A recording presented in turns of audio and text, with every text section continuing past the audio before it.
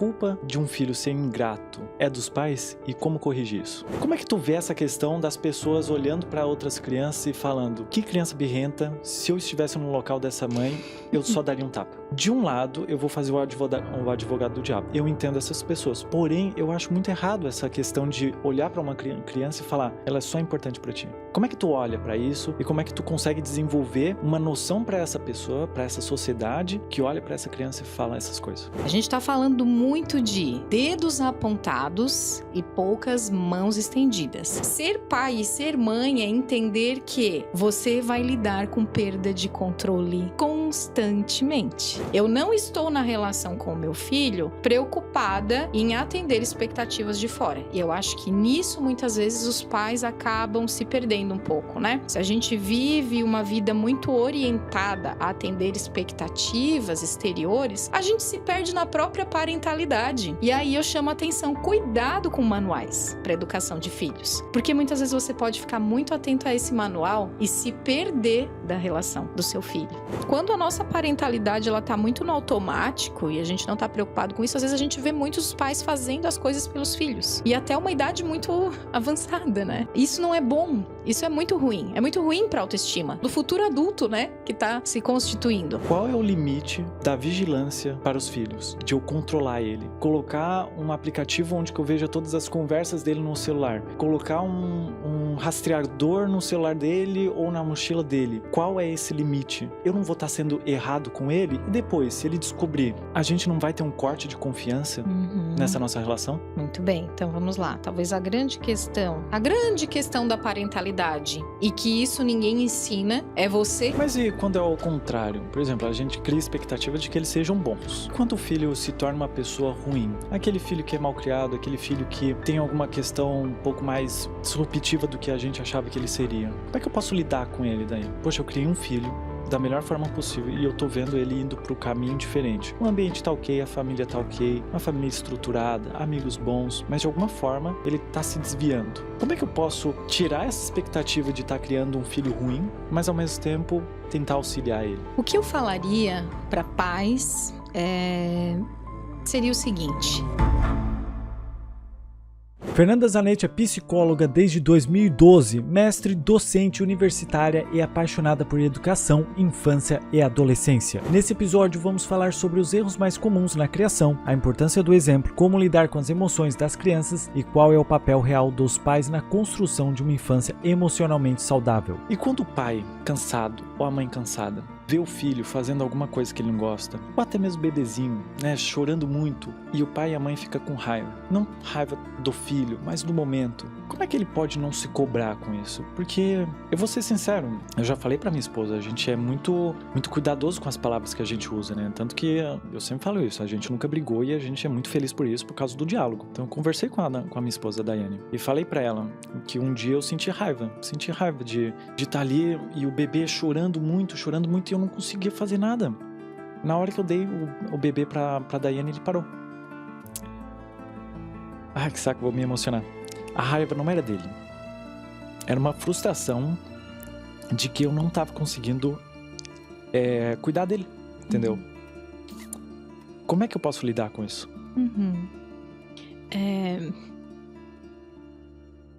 Passando aqui no comecinho do episódio para pedir para você se inscrever aqui no canal para apoiar esse meu projeto chamado Senso Comum Podcast. Eu me chamo Ângelo Bertier e esse meu projeto aqui é para ajudar vocês. Então comenta aqui nos comentários alguma dúvida, algum problema que você vem vivendo esses últimos anos, esses últimos dias, para que no próximo episódio eu traga um convidado que ele consiga responder essa sua dúvida ou o seu problema. E também se você puder deixar um gostei nesse vídeo, eu vou ficar muito grato porque é dessa forma que eu consigo visualizar que vocês estão curtindo esse meu projeto. Então bora lá pro episódio.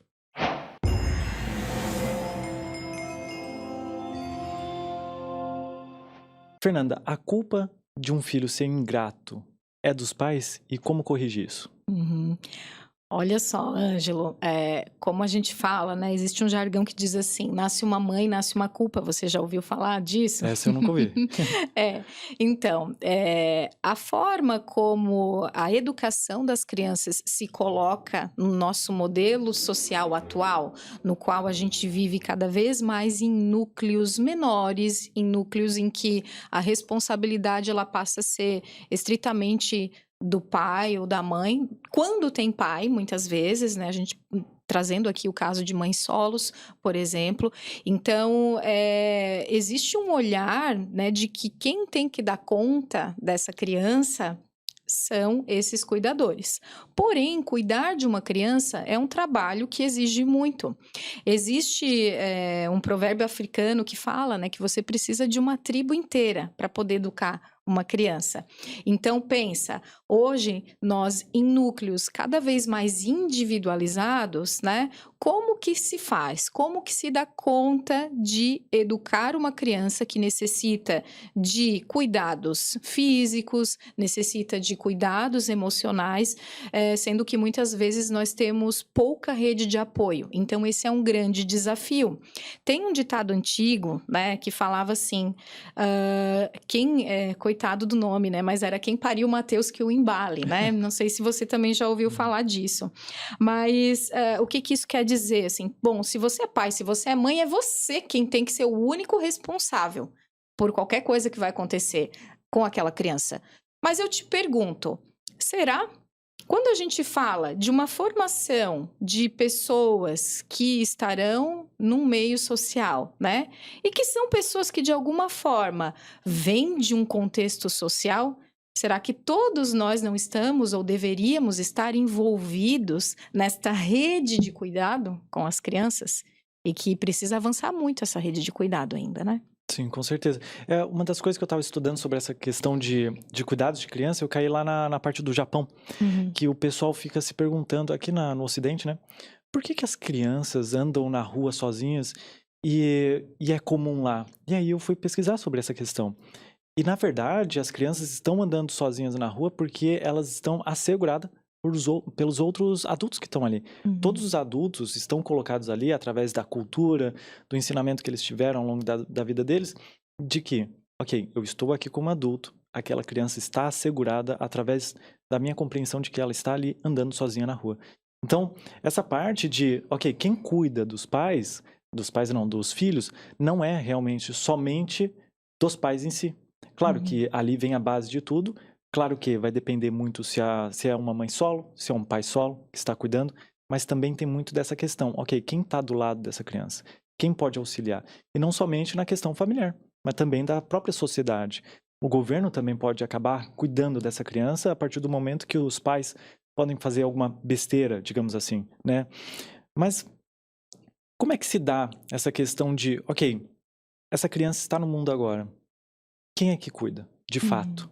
Sendo que, em alguns momentos da nossa vida, a gente vai olhar e vai perceber que, um pai e a mãe, elas não conseguem dar conta suficiente dessa criança. Será mesmo que a gente deveria olhar para os outros e falar, ok, cuide do meu filho? Sim. A criança, para poder se desenvolver de uma forma saudável, né? Isso muito com base na nossa característica da nossa espécie, né? Ela precisa de uma figura de vínculo, certo? Então, nós estamos muito habituados a falar que essa figura de vínculo, e na maioria dos casos vai ser a mãe, vai ser o pai, né? Enfim. Mas pode ser qualquer figura que esteja atenta e disponível a atender e a suprir as necessidades que essa criança vai ter, né? A criança, desde o momento em que ela nasce, o bebê, ela é muito demandante. E ela é muito dependente. Então, ela precisa de um adulto, né, ou mais de referência, que vá conseguir suprir as necessidades que ela venha a ter, né? Então, por exemplo, a linguagem de um bebê pequeno vai ser o choro. Então, o bebê tá com fome ou ele tá com algum desconforto físico, né? Ele vai chorar e aí ele vai ser atendido, né? Então, esse seria um caminho adequado aí para a gente pensar num desenvolvimento saudável, emocional para as crianças. Por quê? Porque a partir do momento em que eu entendo que, embora eu estou numa fase do meu desenvolvimento em que eu sou muito vulnerável, eu consigo ter segurança daquelas figuras que cuidam de mim, né? Então, eu preciso ter alguém que faça esse investimento, que é um investimento financeiro também, né? Mas não só. Pela minha prática profissional, eu percebo que muitas vezes não é a questão do dinheiro que é a grande questão dos pais, né? A gente vai ter famílias famílias que têm uma condição econômica para dar conta de todas as necessidades físicas da criança, mas suprir a necessidade emocional muitas vezes é difícil, né? Para essas famílias, para esses pais, para essas redes de cuidado, que precisam estar atentas a isso. Eu preciso oferecer um ambiente que ofereça, como falei antes, segurança, previsibilidade, afeto, né? Para que a criança perceba que quando ela demandar, né, do peito, por exemplo, né, se está sendo amamentada no peito ou da mamadeira, ou ela necessita de uma alimentação, ela vai ter alimentação, ou quando ela precisa do contato físico, porque a nossa espécie, né, é uma espécie que tem essa necessidade de vínculo, de contato, então que ela vai ter isso suprido, e isso vai trazendo para ela informações de que, de alguma forma, o mundo é seguro. Os pais são os primeiros agentes de informação do mundo para a criança, né? Então, que informações são essas que eu estou passando enquanto pai, enquanto mãe, enquanto cuidador de uma criança? Então, é importante que a criança tenha figuras de vínculo, não é também, né, não é todo mundo, então vamos colocar a criança num espaço e só olhar a criança e ela está sendo cuidada. Não, a criança ela precisa desse olhar que a gente fala que é um olhar de investimento para ela, que é um olhar de alguém que quer estar suprindo as necessidades dela, que quer estar oferecendo segurança para ela. A segurança e essa questão de afeto também nunca foi tão falado como agora, depois do século XX ou século XIX para frente, mas antes as crianças eram olhadas como pequenos homens, digamos assim, né? Homens no total. Da onde que veio essa virada de chave para olhar para a criança? Ok, ela é literalmente uma criança, a gente deve tratar ela como criança, porque antigamente, parece até soar estranho para quem não conhece a história de como a gente tratava as crianças, mas a gente tratava ela literalmente como alguém braçal, para nos ajudar. A gente via, né, nas questões quando teve aquela questão da Revolução Industrial, onde que as crianças trabalhavam. Então, o que tu enxerga disso? Como é que era a questão de como a gente enxergava as crianças antigamente? Da onde que veio essa virada de chave para que a gente olhe, poxa, a gente tem que olhar com mais carinho para elas. Sim. Se a gente for falar, por exemplo, de um autor, que é o Arrier, ele vai trazer, né, essa leitura da construção social da infância ao longo da história, e que até a Idade Média, as crianças sim eram consideradas mini-adultos. A partir do século XVI e ganhando mais força, né, nos séculos seguintes, começou-se a perceber que o desenvolvimento da criança, ele tem suas peculiaridades, né? Então, a criança passou a ser vista de uma outra forma. A gente também vai tendo, junto a isso, um avanço científico que começa a compreender como se dá, né, esse desenvolvimento cognitivo, socioemocional, e a partir daí se tecem algumas teorias que vão tentar dar conta de explicar como ocorrem os processos de desenvolvimento infanto-juvenil. E começa a se ter um olhar diferente para a questão da infância e da adolescência. Mas a gente não precisa ir muito longe, né? Até poucas décadas, se a gente pegar dados do Brasil, a gente tinha uma alta taxa de mortalidade infantil, né? Então, nós vamos ter um avanço nas políticas de saúde para a infância, entrando no cenário, né, contemporâneo muito recentemente. E a gente ainda precisa ter muitos avanços, né? Se a gente for pensar atualmente, né? As crianças, elas estão muito... Quando eu falo de vulnerabilidade, tem uma característica própria da própria fisiologia da criança, do tamanho dela, né? De como ela está no mundo, mas a criança ela é muito vulnerável em todos os sentidos na nossa sociedade. A gente vive numa sociedade muito adultocêntrica, né? Vamos pensar, se você sai hoje para jantar, talvez você vai começar a prestar atenção nisso. Quais são os restaurantes que estão preparados, que tem um playground, ou que tem um banheiro adequado para você fazer uma troca de fralda, né?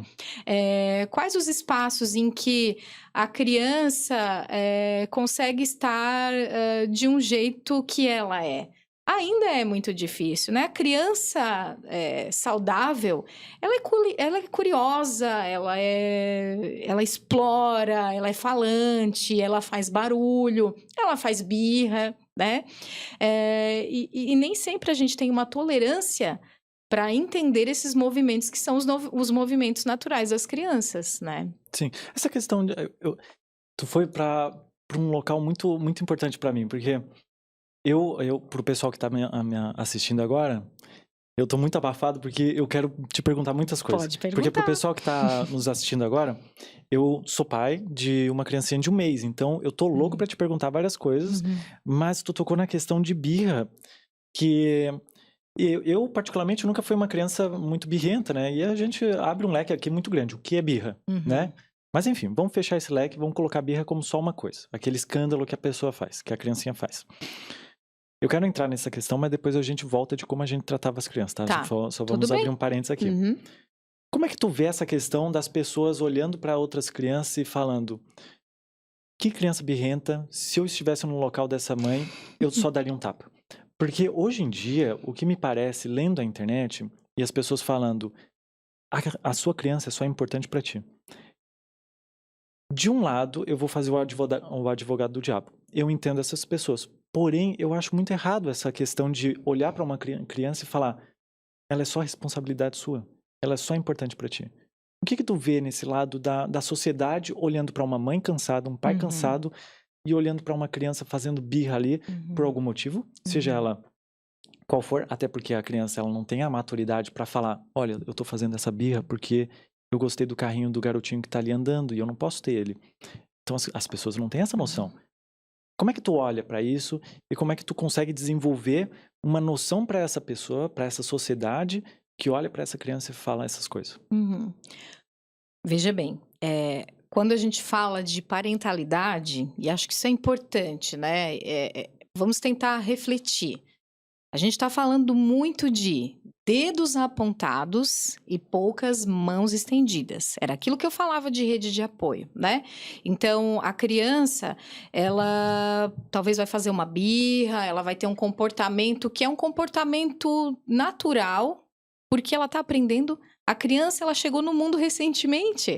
Ela ainda não conhece os nossos códigos de convivência, ela não conhece muita coisa, ela ainda não sabe lidar muito bem com as emoções dela, né? Então, ela está aprendendo sobre o mundo.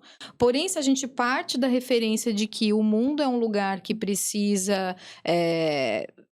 dar conta de padrões de comportamento já pré-estabelecidos, a gente vai querer que a criança se comporte daquela forma também. E vai tolerar pouco quando a criança extravasa ou se espalha ou avança à margem, né, desses comportamentos que a gente entende comportamentos normais, comportamentos esperados, né? Ó, eu vou te contar a primeira vez que o meu filho fez um episódio de birra no mercado, né? Eu sabia que esse dia ia acontecer, né? Eu lidei muito com a ideia de que, ok, por mais que eu trabalhasse com infância e adolescência, eu ia ter o meu filho e a gente ia passar por situações que talvez eu não ia saber o que fazer. E isso é um ponto também importante. Ser pai e ser mãe é entender que você vai lidar com perda de controle constantemente. E nem todas as pessoas se sentem preparadas para lidar com isso, né? A gente não está falando de script quando a gente fala de educação de crianças, a gente não está falando de roteiros, a gente não está falando de padrões. Nós estamos falando de um serzinho único que vem ao mundo ávido para descobrir as coisas e que a gente vai tentar oferecer alguns contornos, né? Então, quando o meu filho teve um episódio de birra no mercado, não vou dizer que o conhecimento não me ajudou. E aí eu vou dizer, se você é pai, se você é mãe, se você cuida de uma criança, busque informações, busque entender como que é essa fase do desenvolvimento. Isso ajuda, não resolve tudo, não traz todas as respostas, mas contribui muito. Por quê? Nesse caso específico, eu sabia que meu filho ia ter, né, em algum momento ia ter um episódio de birra. E aí ele fez essa birra, enfim, e aí eu pensei, calma, vamos lá, vamos voltar, deixa eu lembrar aqui como é que eu vou fazer, né? Ok, respira, eu não vou revidar, eu vou tentar conter ele com calma e vou te tirar ele desse ambiente que, vamos pensar, um ambiente do mercado, ele é um ambiente cheio de estímulos, de luzes, de embalagens coloridas, em alguns momentos de música, um ar-condicionado às vezes gelado, né? Isso tudo, de alguma maneira, já hiperativa aí essa criança. E, enfim, foi uma escolha minha levar ele, ok, sabia que talvez poderia acontecer. Fui lá, enfim, e acalmei. Depois de um tempo, ele foi se regulando, né? Com a minha ajuda nessa corregulação dele. Mas, nesse tempo aí, que eu contando aqui parece que foi segundos, mas durou um pouco mais de tempo.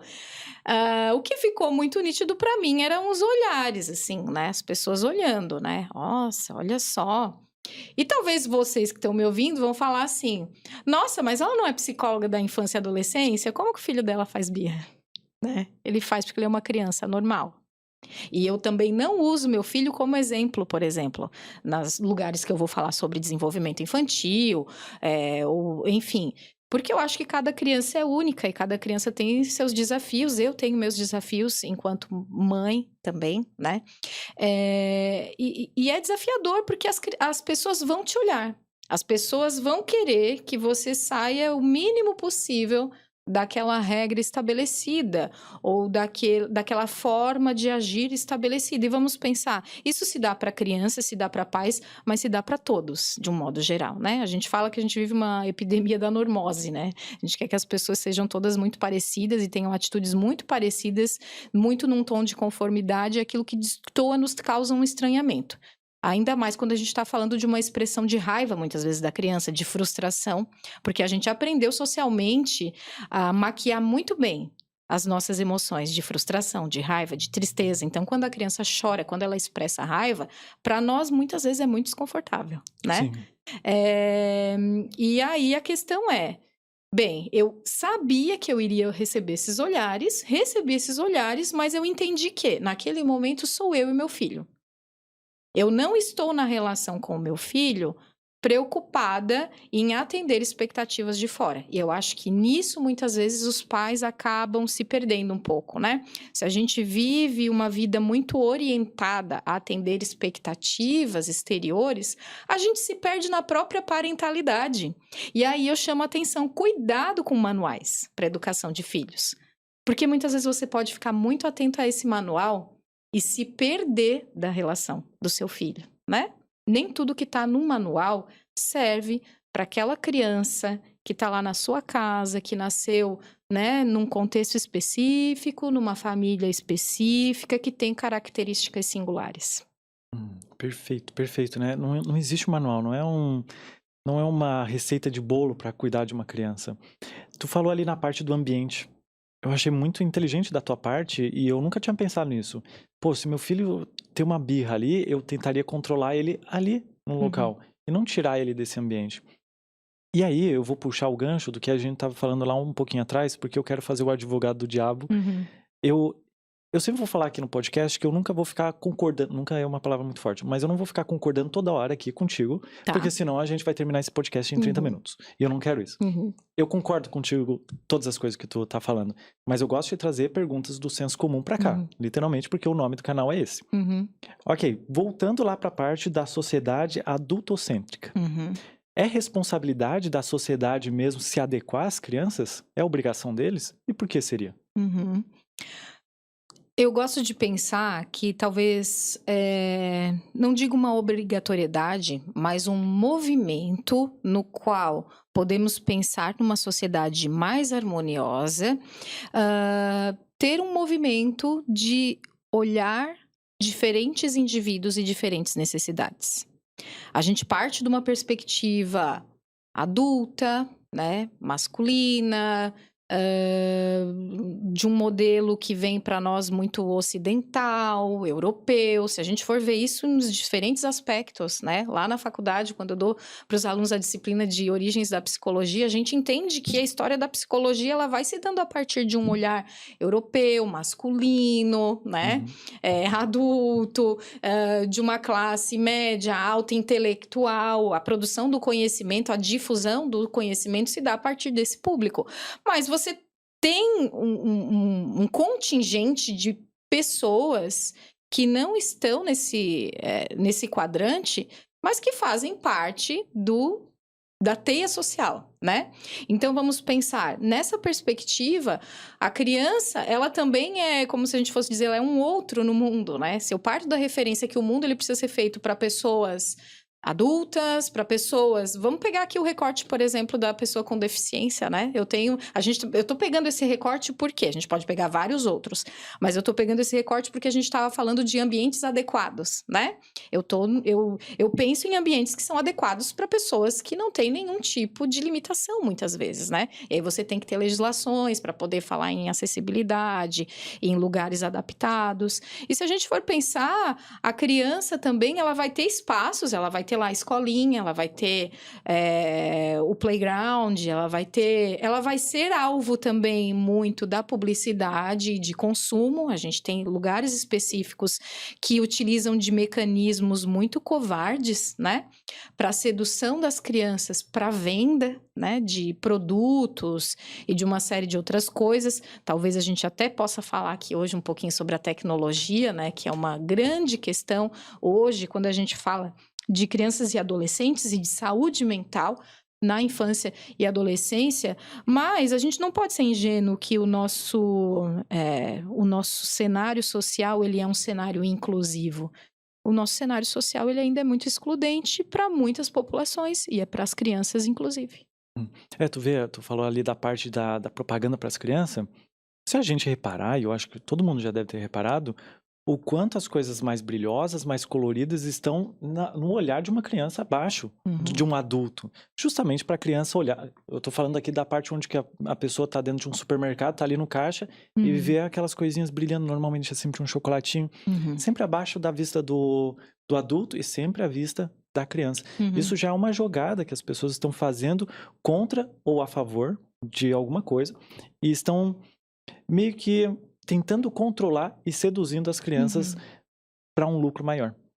E aí, tu falou da parte da tecnologia. O que tu quer dizer sobre isso? É a parte da tecnologia onde que é usada para maldade ou é a criança usando a tecnologia? Tu pode me dizer o que seria isso? É a criança usando tecnologia, né?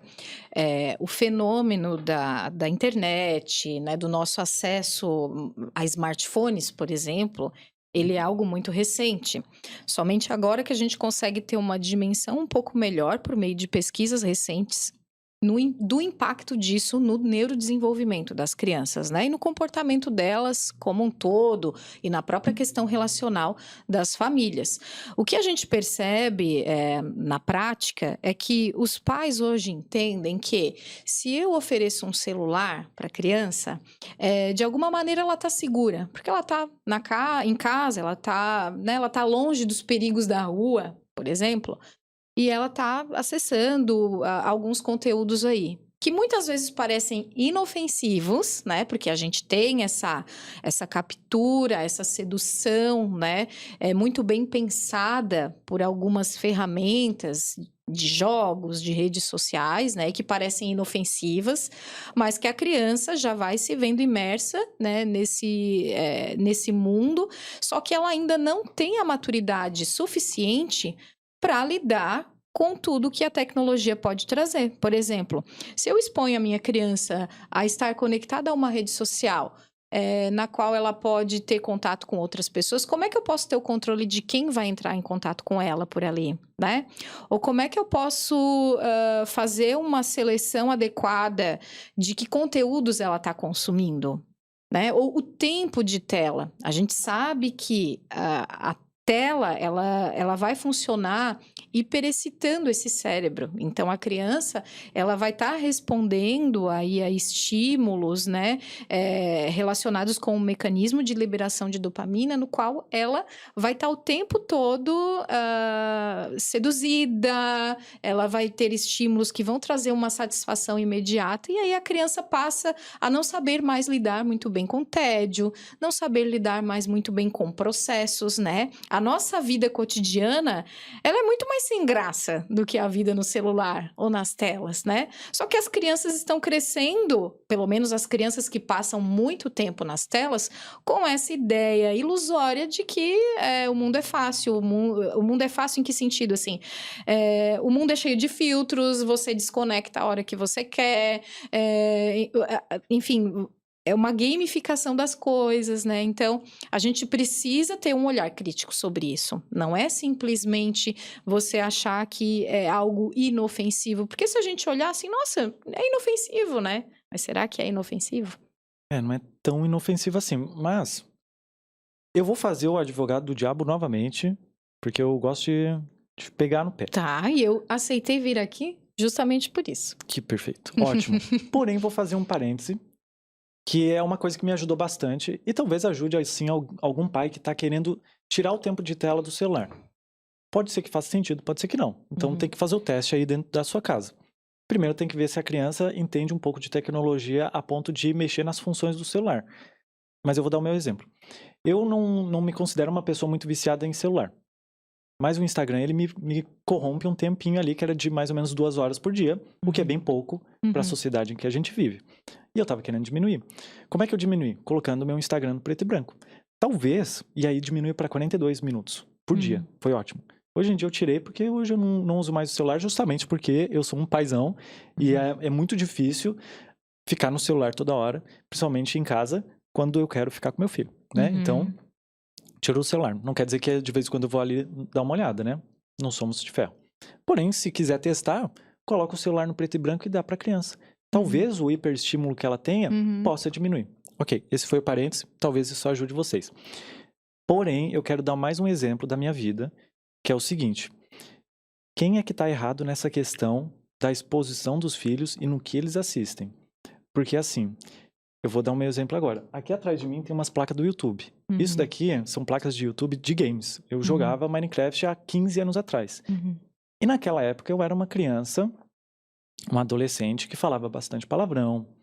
Não tinha essa questão do family friend, que é do YouTube agora, de um tempo pra cá, onde que não se deveria falar tanto palavrão. Hoje em dia tá mais ok falar, mas antes eles deram uma cortada. Então eu falava bastante palavrão, não de um cunho muito ruim, ok? Mas para crianças que me assistiam, era ruim para elas. Eu só fui notar isso quando eu fui na BGS, que é um evento. Isso mexe muito comigo, de verdade. Mexeu muito comigo. Que eu falava palavrão, não era de um modo ruim. Eu jogava meu videogamezinho, né, um Minecraftzinho, assustava, falava um palavrão. E aí veio uma criança falar comigo. Isso me mexe tanto, tanto, tanto, que eu mudei de lá pra cá. Faz muito tempo isso. Ela veio e era uma criancinha tão pequenininha. Tão pequenininha. E eu olhei pra ela e pensei, cara, eu falo palavrão pra essa criança. Isso mexeu comigo. E desde lá, eu tentei diminuir o máximo possível de palavrão nos meus vídeos. E aí depois veio a questão do family friend. Por que eu abri esse parênteses? Voltando à minha pergunta. De quem que é a culpa? Eu não quero colocar a culpa nos pais 100%. Porque os criadores de conteúdo também têm a sua culpa naquilo. Mas quem vem à base? Não é o pai que dá o celular para essa criança? Não deveria ele se inteirar da tecnologia para que ele consiga colocar bloqueadores no YouTube, que tem, bloqueadores no Google, que tem, bloqueadores no celular, que tem? Ok, não é da obrigação do pai saber dessas coisas. Mas não seria interessante ele se atentar a isso antes mesmo de ele colocar a culpa no criador de conteúdo? Sim.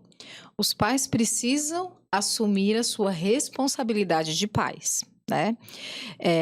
E precisam, sim, usar de ferramentas de controle parental. Então, se você opta por deixar o seu filho utilizar a internet, games, né, YouTube, enfim, você precisa ter um controle do que essa criança está fazendo, do que essa criança está acessando, né? Isso é uma proteção para a criança, é um cuidado. A gente tem que partir da perspectiva que, vamos pensar, você falou que não tinha ideia que talvez tinha uma criança pequena que te assistia, porque a gente não tem, a partir do momento que a gente publica algo ou que está aí disponível, a gente não sabe a proporção que isso vai ganhar, né? A gente não sabe quem vai atingir.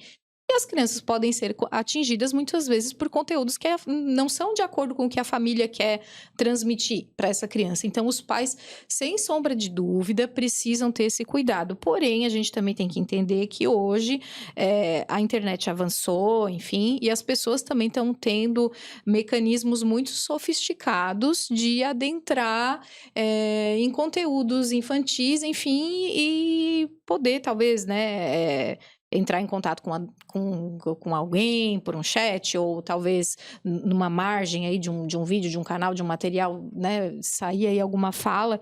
Então, isso também não é responsabilidade só dos pais, porque eu acho que senão a gente cai de novo naquela armadilha de culpabilizar sempre os pais, né, sobre tudo que acontece, né, de difícil na vida das crianças. Mas a gente tem que pensar, sem sombra de dúvida, assim, num marco legal da internet, algo que a gente possa ter um controle maior das grandes empresas produtoras de conteúdo, né, poder terem uma consciência e adequar melhor, né, ou pensar em ferramentas para a gente poder proteger as nossas crianças, né? A gente não tem, por exemplo, na TV, né? Não tem lá a idade, a censura.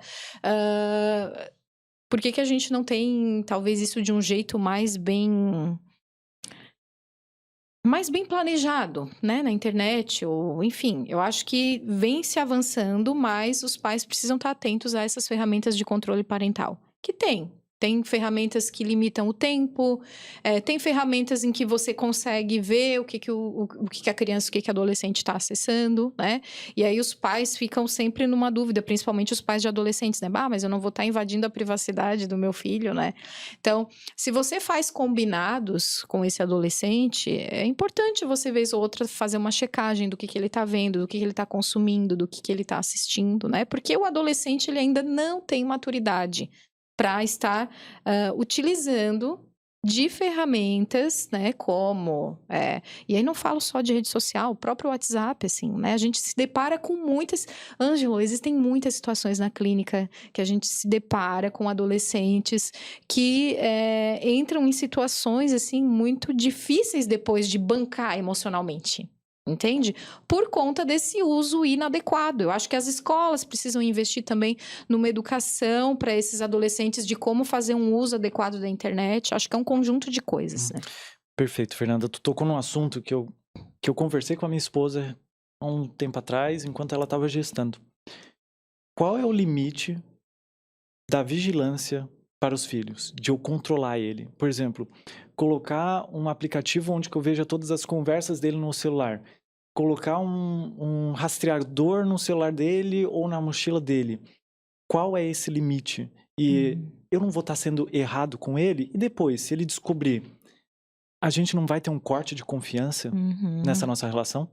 Muito bem, então vamos lá. Talvez a grande questão da parentalidade, e que isso ninguém ensina, é você que precisa estar muito atento, né, na tua relação com o teu filho, que é essa balança entre a permissividade e a autoridade, né?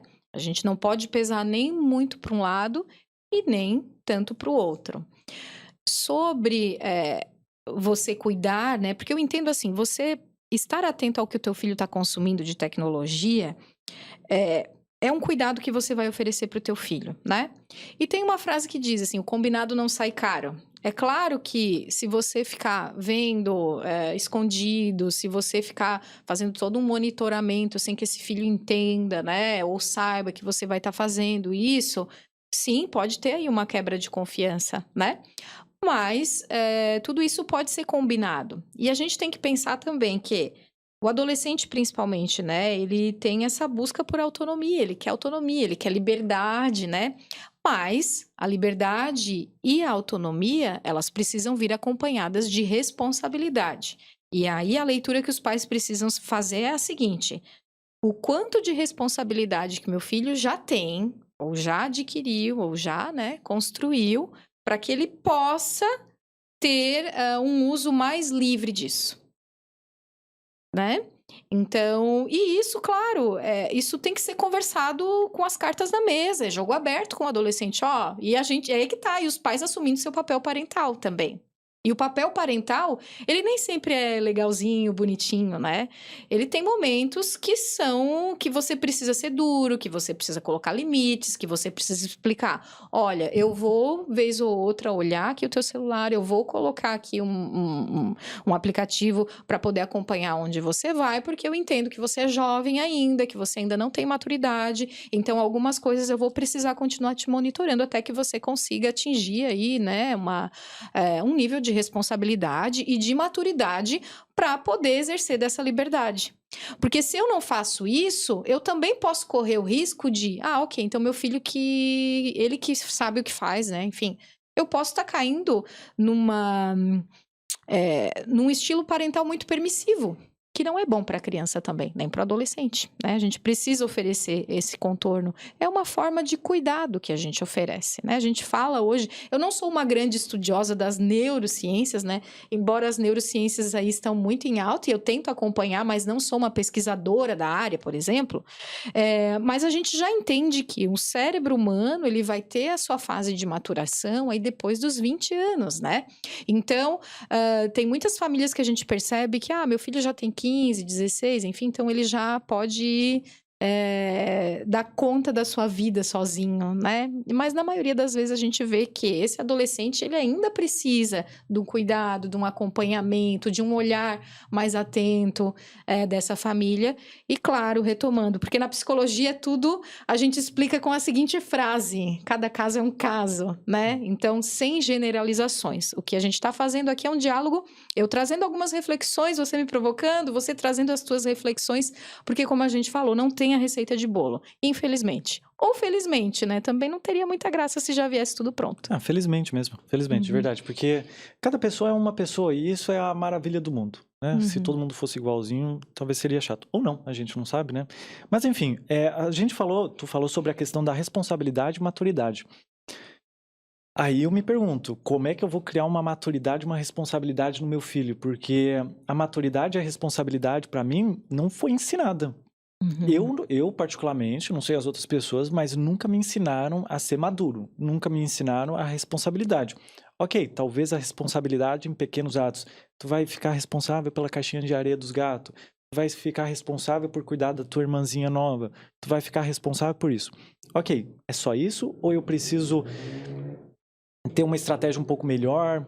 Ter uma linguagem mais compreensiva para a criança? Porque até chegar num momento onde que essa criança vai ter a responsabilidade de ficar com o celular na mão e poder usufruir dela do jeito que ela quiser, eu vou ter que construir essa responsabilidade para ela. Como é que se constrói uma responsabilidade, a maturidade para uma criança? E qual seria a etapa da vida dela? Que aí a gente vai tocar nas fases de desenvolvimento. Mas primeiro a gente responde essa para depois a gente voltar para a fase. Pode ser? Pode ser. Perfeito. Se nós queremos que nossos filhos tenham maturidade na vida adulta, né?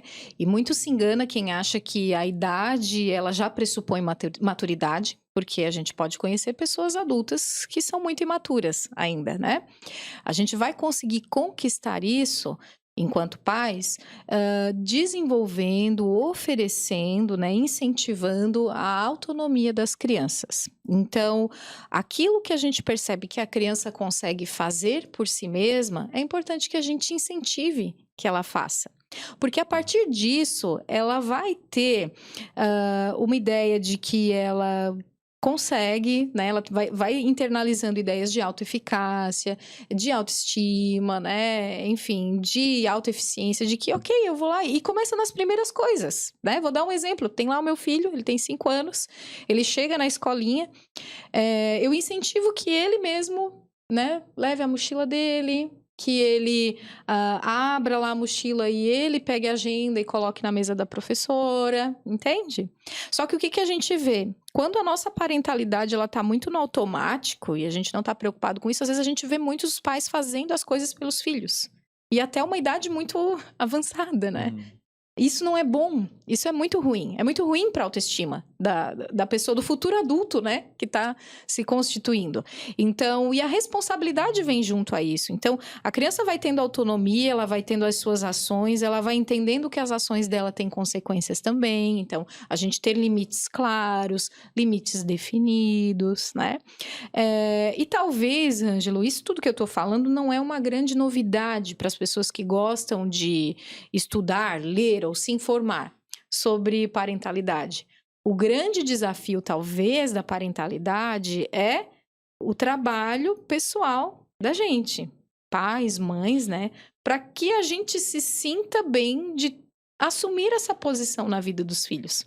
Porque para muitas pessoas, por conta de, enfim, de uma série de questões, de características, por questões de saúde mental, inclusive, nem sempre é fácil você ter essa posição diante daquela criança, né, que tá aí, ou daquele adolescente que tá aí, né, e que precisa de espaço, que precisa de limite, que precisa de vínculo e de afeto. A gente estava falando do uso da tecnologia, por exemplo, pelas crianças, mas hoje já tem muitos estudos sendo desenvolvidos para falar sobre o uso de tecnologia pelos pais, né? O quanto isso tira os pais desse olhar atento para poder entender qual a necessidade que esse filho está manifestando, né?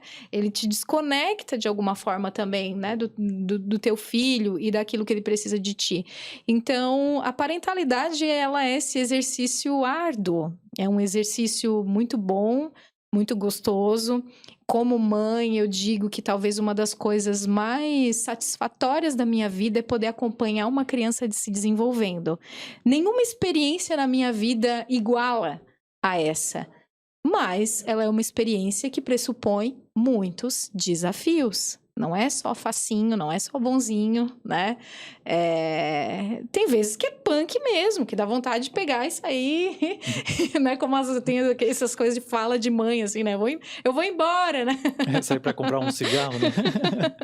Pois é, verdade. Mas assim, Fernanda, tu fala sobre essa questão da dificuldade de ser mãe, de ser pai.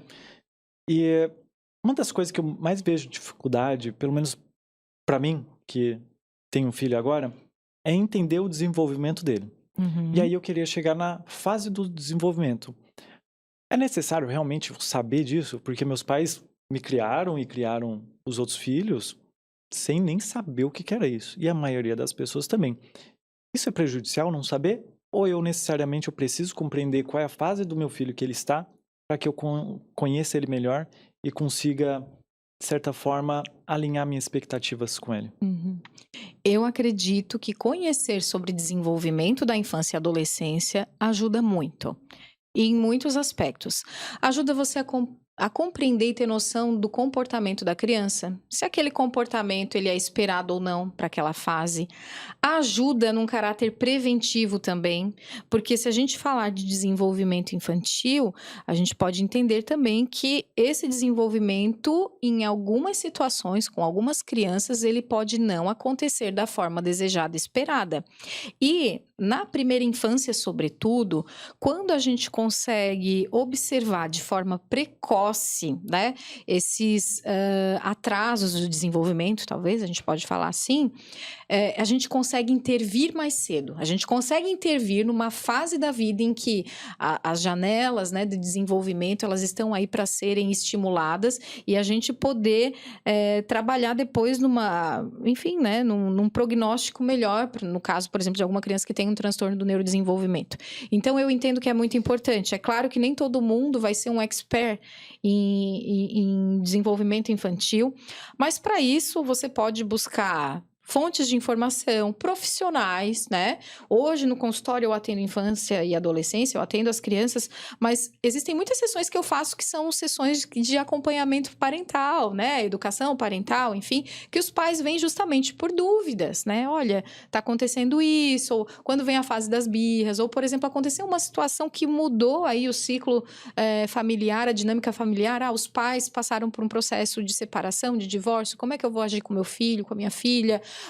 uma pessoa significativa da vida da criança faleceu, como é que isso vai impactar no desenvolvimento dela. Então, é muito importante que a gente possa buscar essas fontes de informação. Eu acredito que elas facilitem, como eu falo, não vai dar a receita, né? Mas elas facilitem. E aí, a gente também precisa fugir daquele clichê, daquele jargão que é cada criança tem o seu tempo. Eu sou completamente contra essa frase, porque existem marcos muito específicos que são esperados para cada fase do desenvolvimento, e se você demora muito para intervir, é mais complicado essa intervenção depois, entende? Então, a criança tem marcos que ela precisa atingir. Claro, nem todas vão atingir ali naquele mesmo dia, né? Com tantos dias, não é isso. Mas eu não posso achar, por exemplo, que a minha criança tem 1 ano e 5 meses, 1 ano e 6 meses, ela não tá caminhando ainda, e eu achar que ela tá, não, ela vai ter o tempo dela. Eu já preciso investigar. Eu queria falar sobre uma questão que tu falou ali. Algumas crianças precisam passar por essa parte do desenvolvimento.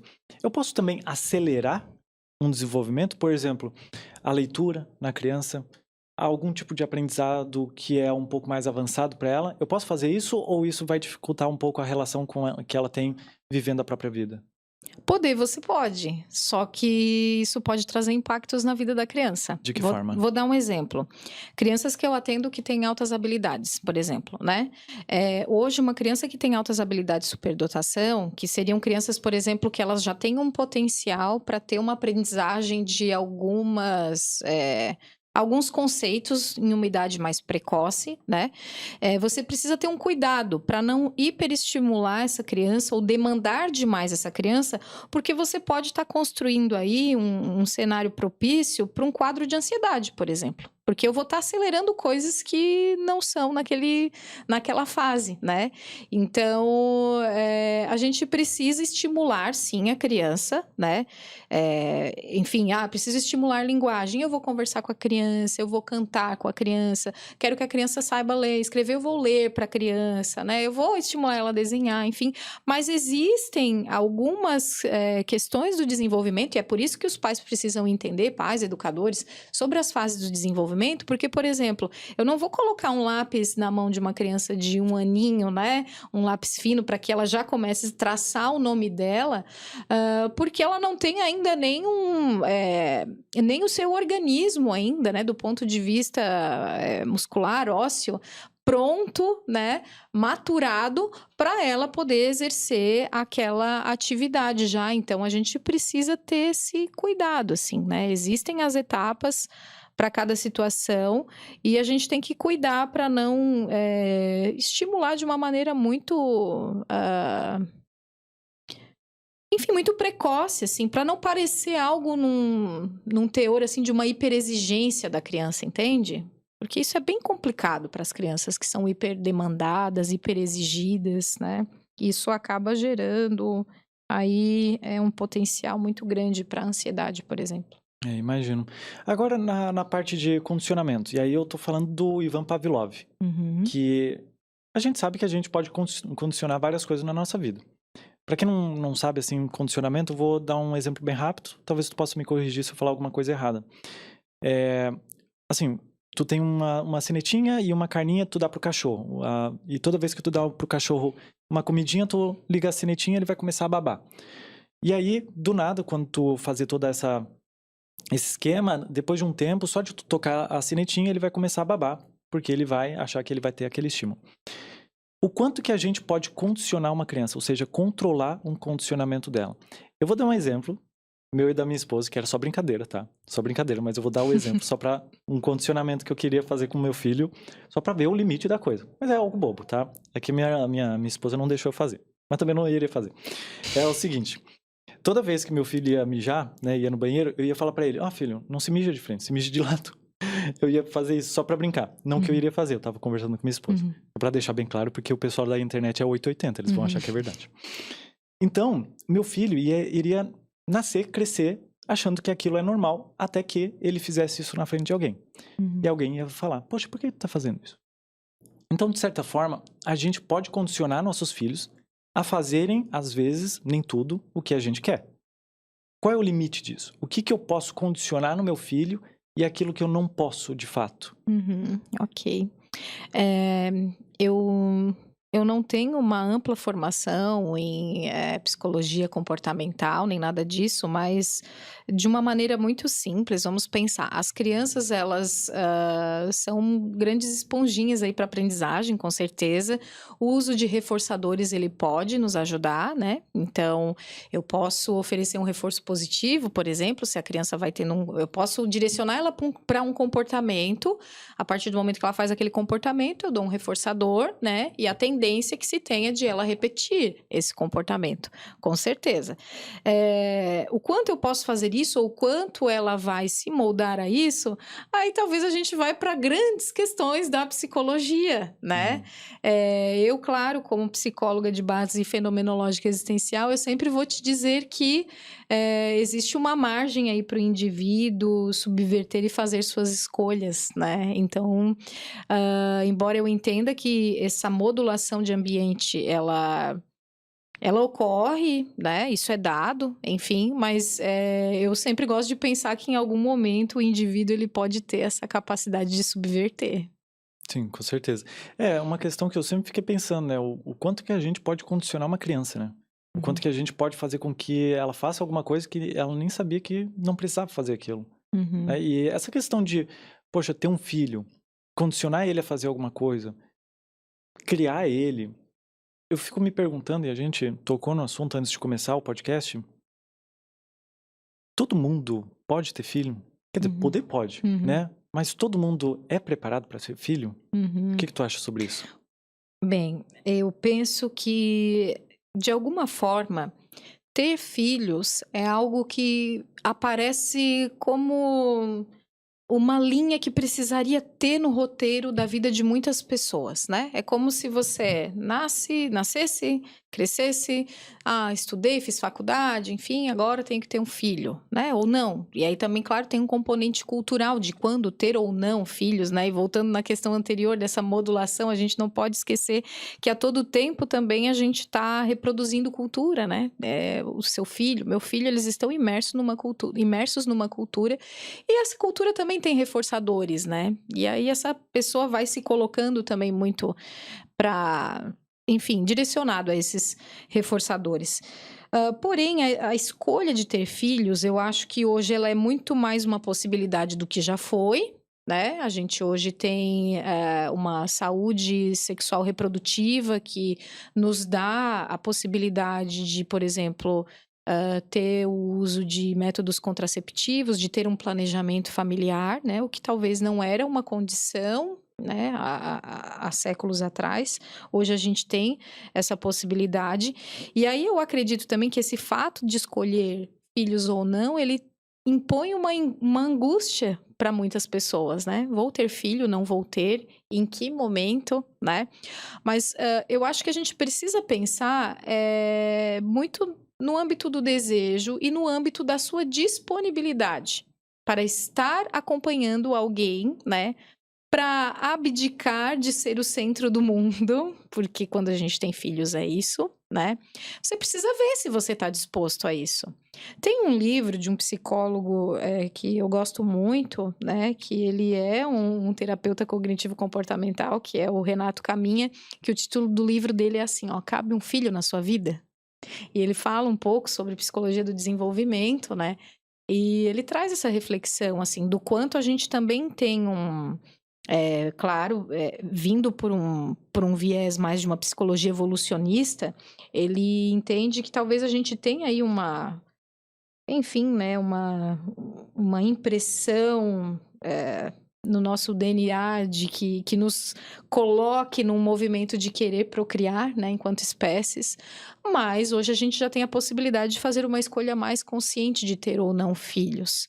E aí a questão que eu coloco é o seguinte, se eu falo que uma criança, para ter um desenvolvimento saudável, ela precisa ter vínculo de qualidade, ela precisa ter um ambiente de segurança, ela precisa ter um adulto atento às necessidades dela. Será que você se sente disponível a ser essa pessoa na vida de alguém que é totalmente dependente É muito louco isso, né? Você tá com um bebê de 1 ano em casa, você já parou pra pensar que se ele mamar e você não colocar ele pra arrotar e botar ele deitadinho de um jeito meio estranho, ele pode morrer? É louco isso, né? E isso é uma responsabilidade imensa, isso mexe muito com a gente, mexe muito com nós, né? Por isso que, quando a gente fala também de cuidado de crianças, a gente também precisa falar de cuidado dos cuidadores. Quem cuida de quem cuida? Quem cuida dessa mãe puérpera? Quem cuida desse pai também que se vê com uma mãe puérpera e um bebê, né, pequenininho, dependente, e que o turbilhão de emoções que passa por ali é imenso e as responsabilidades são imensas, né? Então, se a gente está disposto a viver essa aventura, né? Ok. Ou a gente entender também, vai ter situações que talvez você não estava planejando uma gestação e ela acontece, né? Mas aí é que tá. Tem alguém aí que depende de você. Alguém que depende totalmente. Alguém que tá totalmente vulnerável, né? Na sua mão e depende de você para crescer, para ter alimento, para ter afeto, né? Se isso acontecer, acho que é importante a gente buscar se rever na vida para poder oferecer minimamente, né, aquilo que aquela criança precisa, ou se vê que não dá conta de oferecer isso, de pensar em buscar alguém que possa ajudar ou possa assumir esse cuidado. Sim, com certeza. Tu foi falando aí, eu fiquei com uma saudade do meu filho. De verdade, tu foi falando ali da questão. Deixa eu ver se Eu quero ver uma foto dele. Eu vou mostrar agora pra ti e pro pessoal. E aí eu vou falando aqui. O que acontece, né? Eu fiquei pensando nessa questão da parte de, poxa, ter um filho ou não. Eu e a minha esposa. Olha que bonitinho. Ah, ele é muito bonitinho. Ó, vou mostrar pra ti primeiro. Olha, lindinho, né? Amor! Ele é muito fofinho. Ele tá Ah, fazendo tummy time agora. querido, como é que é o nome dele? Levi. Deixa eu mostrar aqui. Será que aqui, ó. Ah, dá de ver, né? Deixa eu colocar na frente do meu rosto. É muito lindo. Muito fofinho, tava fazendo tummy time. Que é uma parte do desenvolvimento dele também, né? De colocar ali pras costinhas melhorar. Então, dá um relato só meu rapidinho, né? Dessa questão de ter filho. Eu sempre tive a vontade de ter filho, minha esposa também, antes da gente se conhecer. E quando a gente se conheceu, desde o primeiro momento, assim, que a gente teve noção de que era isso que a gente gostaria de ter, a gente não parou de falar.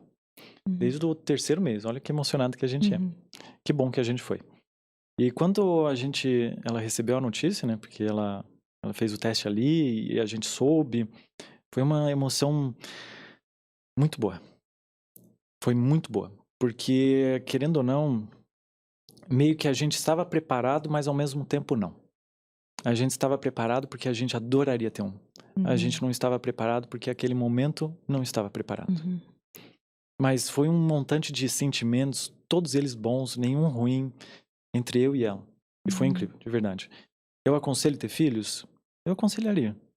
Mas só pra quem realmente quer. Não tem problema, né? Quem não quiser ter filho. E aí, tocando no assunto de filho, eu sei que tu também tem filho. Vai fazer 6 anos. Vai fazer, né? 5 anos. 5 anos. Agora, dia 2 de maio, na sexta-feira. Né? Que incrível. O que eu quero te perguntar, que a gente já tocou no assunto, né? O que mudou na tua vida depois de ter filho na questão de terapia infanto-juvenil? Antes tu via as crianças ou a terapia de uma forma? Quando tu teve o teu filho, qual é o nome dele? Miguel. Miguel. Quando tu teve o Miguel, tu começou a olhar de outra forma as crianças e os pais? Sim, acho que depois que eu tive meu filho, eu tive uma sensação de... Eu acho que eu não consigo nem encontrar palavra pra dizer, mas foi algo assim, tipo, agora eu tô entendendo, assim, agora eu tô sentindo o que é isso, né? Porque quando eu estava acompanhando as famílias, eu vinha muito de uma perspectiva de alguém, claro, que acompanha, e assim, também para quem quer trabalhar com terapia infanto-juvenil, né? Eu também falo muito para alunos, né? Tô lá na universidade.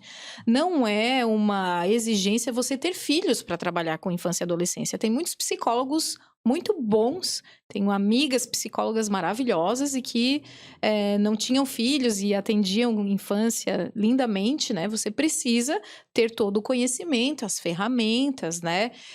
E um arsenal clínico para você poder acompanhar aquela família, aquela criança. Mas eu te digo que talvez o meu olhar compassivo com as famílias, ele ficou muito maior, assim. No sentido de entender, poxa, Eu sei que eles me diziam que não é uma coisa fácil, eu sei que tinham problemas, eu sei que é difícil mesmo, mas eu não vivia isso na pele. Agora eu vivo na pele, pô, tem lá uma mãe que tá me dizendo, Fernanda, meu filho tá passando por uma situação, ou tá, né, não tá dormindo bem à noite e tal. E quando também eu passo, às vezes passei por alguma situação assim, agora eu sei na carne o que ela tá sentindo, né? Embora, claro, cada um vai ter a sua dimensão subjetiva da sua própria experiência, né? Eu, Fernanda, sou muito diferente de outras mães, né? A minha família é única, a minha relação com meu filho é única, mas de um modo geral é uma experiência compartilhada, assim. A partir do momento que você ter filhos e agora você tem filhos, talvez você comece a conversar com pessoas que também têm filhos, né? E começa a entender que algumas coisas, algumas dificuldades que rolam lá na tua casa também rolam em outras casas, né? Claro, com nuances diferentes, mas também rolam e talvez você consiga entender muito mais. Eu sei que você fez essa pergunta para mim, mas eu faço para você também. Você acha que, e sei que você também é estudante de psicologia, né? Então, isso diz que você é interessado em saber mais sobre comportamentos, sobre processos subjetivos humanos, então você já tem um olhar aí. Você acha que o teu olhar sobre isso tudo mudou depois que você teve o teu filho? Eu vou ser bem sincero contigo, tá? De verdade. Porque eu gosto de ser sincero Tá. assim, sem mentir, sem nada. Uhum. É uma construção. Ainda Uhum. tô construindo. Esse papo de que... Talvez isso me emocione um pouquinho, tá? E aí eu vou ficar meio agoniado aqui no podcast. Porque assim, esse papo de que as pessoas falam que o sentimento de pai aflora depois que o filho nasce, a gente sabe que não é pra todo mundo. O meu, ele ainda tá aflorando. Sabe? Tá aflorando. Eu amo meu filho de paixão, amo minha esposa, amo cada momento. Mas essa questão de... Aí eu já vou respondendo tua pergunta, só pra... né? Uhum. Essa questão desse amor de pai e essa parte da sociedade te empurrar isso, de que ele vem depois, é uma construção depois, eu acredito que deveria ser com mais cuidado de ser falado. Uhum. Principalmente pras mães. Uhum. De que, o amor da mãe é construído na barriga. Às vezes não. Uhum. A mesma coisa com o pai. A forma, agora te respondendo, a forma como eu vejo os outros pais ainda continua sendo a mesma, porém com algumas diferenças. Eu sempre olhei para os pais como um pilar central de tudo. Meu pai e minha mãe sempre foram os pilares centrais da minha família. Hoje, eu percebo que é difícil até de explicar. De o quanto a minha percepção ainda não mudou por completo do que eu vi antes. Porque não era uma forma ruim de ver a família, os pais. Hoje eu vejo mais uma questão de... Os pais estão fazendo tudo aquilo que é possível ser feito. Uhum. Tudo aquilo. E a mesma coisa comigo. Uhum. Eu vou fazer o possível pro meu filho. E se fosse me perguntar o que eu via antes e o que eu vejo agora, continua sendo a mesma coisa. Uhum. Eu sei que talvez seja uma quebra de expectativa do pessoal que está me assistindo para que eu fale algo motivador. Mas eu ainda sinto isso. Eu ainda sinto que todos os pais estão fazendo aquilo que é possível ser feito para os seus filhos. Claro que pode ir mais além do que isso. Mas eu vejo muito mais essa parte. Uhum. Que importante você falar isso, Ângelo. A gente estabelece muitos roteiros para muitas coisas, né? E existe sim esse mito do amor incondicional. Tem até uma autora que ela tem um livro que o nome do livro é O Mito do Amor Materno. Você conhece esse livro? Não. Ele é muito legal, ele é muito interessante, assim. E você é um pai, é um homem, e tá falando do quanto isso te captura, do quanto isso mexe com você, né? Não sei se com relação a alguma autoexpectativa que você colocasse, poxa, eu já teria que estar imensamente apaixonado, enfim, né? Tá falando com a barriga mas isso não se dá assim, e não se dá assim para todas as pessoas, né? E para mães muitas vezes não se dá isso, mas a gente tem um discurso muito reproduzido, muito forte, né? Com base em estruturas sociais muito antigas, que já condiciona, por exemplo, a mãe a ser esse ser de cuidado, ou o pai também, né? Enfim. Só que o amor, o vínculo, é algo da construção e não da condição. A consanguinidade, ela não é um preditor para o amor ou para o vínculo. Isso é algo que você vai construir, vai constituir, né? Então vamos pensar, sua família mudou. Mudou agora, você tem um bebê em casa e é tudo muito novo, assim. Antes era só você e sua esposa, agora tem uma outra pessoinha aí, né? Como é que é isso? Você vai conhecendo, você vai entendendo como é que é essa pessoa, como é que é o jeitinho dele. E junto a isso, claro, a gente tem aí toda a carga de estresse, né? Existe amor, claro, mas existe estresse também nesse início dos meses de um bebê, assim. Noites, né, sem dormir, muitas vezes. Saber cuidar, como é que tá a questão de fralda. Para a mulher, a questão da amamentação também. Eu tive muita dificuldade com a minha amamentação e eu lembro que a minha ficha caiu sobre maternidade também. E olha como é louco isso, tá? Meu filho tem 5 anos, eu já era formada, tinha acesso a uma série de discussões, sempre gostei de entender sobre comportamento, famílias e tal. Mas só quando eu senti na pele que eu fui ver a real da coisa, assim. Eu tinha também algumas fantasias, assim. Eu achava que eu ia colocar o meu filho no meu peito e, naturalmente, ele iria mamar. E não é assim que dá. Foi um processo difícil, foi um processo muito dolorido. E eu ficava revoltadíssima, por exemplo, com aqueles cartazes que tinham nas unidades de saúde, assim, que tu via uma mãe, assim, plena, escovada, maquiada, dando de mamar para um bebê. Gente, isso não existe, né?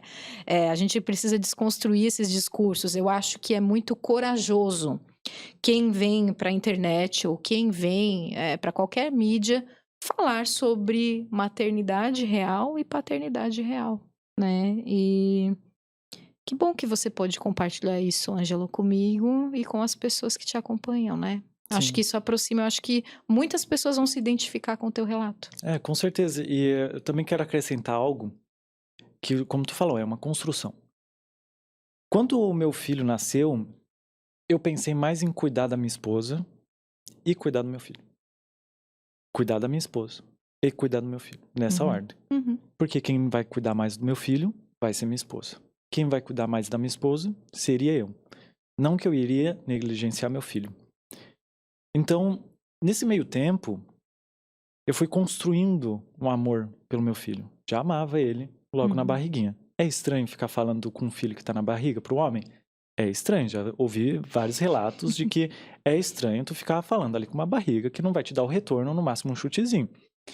Mas é engraçado, é legal. É mais pra mãe isso, né? De ver o pai conversando. Claro que o filho também é muito importante, tanto que eu falei com meu filho, ele atendeu, né? Imagina se eu não tivesse falado com ele na barriga. Quando ele nasceu, né? No caso, ele atendeu. Então, eu vejo o meu copinho sendo enchido todos os dias. Mas uma das coisas mais importantes, de amor, né, pro Levi. Mas uma das coisas que mais importa para esse copinho ser enchido todos os dias é o meu convívio com ele. Eu sei que é o óbvio, mas o óbvio precisa ser dito ainda. Que o teu amor, aí é um achismo meu, não é de questão técnica, né, até porque eu não sou psicólogo nem nada. Mas eu vejo que para você encher esse copo de amor, claro, são inúmeros fatores, não é só esse. É ter o convívio com o teu filho. Principalmente pro homem. É estar ali agarrado com ele. É tomar banho com ele. Que isso é incrível. Dar um banho nele de chuveiro, pele a pele. É muito bonito, é muito gostoso. A carinha dele é muito fofinho. Eu tô falando já do meu filho. E então, é muito importante tu tá ali agarrado com teu filho para que esse copinho seja enchido. E se ele tiver meio vazio, não pense que ele tá meio vazio. Pense que ele tá meio cheio. Que é olhar pro copo meio cheio. E não meio vazio. Porque em algum momento, aquele amor vai crescer. Ele só não vai crescer se tu não regar ele. E eu vejo isso na minha construção com meu filho. Eu tento regar todos os dias esse amor. Eu sei, parece um livrinho de poema que eu tô falando agora. Mas é o que eu tô falando. É muito louco isso. E eu tento não me cobrar. De olhar pra ele e falar que eu não tô sentindo aquele amor da expectativa que me colocaram. Mas é o meu amor. É o Uhum. único que eu posso dar pra ele agora. Uhum. E lá na frente, muito provavelmente, vai ser maior, e maior, e maior. Mas aí, dando toda essa estrutura, eu te venho com uma pergunta. E quando o pai cansado, ou a mãe cansada, vê o filho fazendo alguma coisa que ele não gosta, ou até mesmo bebezinho, né, chorando muito, e o pai e a mãe ficam com raiva. Não raiva do filho, mas do momento. Uhum. Como é que ele pode não se cobrar com isso? Porque, eu vou ser sincero, eu já falei pra minha esposa, a gente é muito cuidadoso com as palavras que a gente usa, né? Tanto que eu sempre falo isso, a gente nunca brigou e a gente é muito feliz por isso, por causa do diálogo. Então eu conversei com a minha esposa, a Daiane, e falei pra ela que um dia eu senti raiva de estar ali e o bebê chorando muito e eu não conseguia fazer nada. Na hora que eu dei o bebê pra Daiane, ele parou. Ai, que saco, vou me emocionar. A raiva não era dele. Era uma frustração de que eu não tava conseguindo cuidar dele, entendeu? Uhum. Como é que eu posso lidar com isso? Uhum. É, ser pai, ser mãe, é estar nesse mar de emoções. É difícil, cara. É bem difícil, bem difícil. E nem todas as emoções são positivas, né? Olha como a gente também se cobra numa expectativa de que eu também preciso ser totalmente pleno pro meu filho, que eu não posso ter raiva, não posso demonstrar tristeza, não posso. A gente é humano, a gente vai sentir muitas vezes raiva, nem sempre as coisas vão sair da forma como a gente tem expectativa que saia, ou às vezes eu não vou conseguir entender qual é a necessidade, principalmente para um bebê, é muito difícil você ler a comunicação de um bebê, né? Nem todo choro é fome, vocês estão se conhecendo.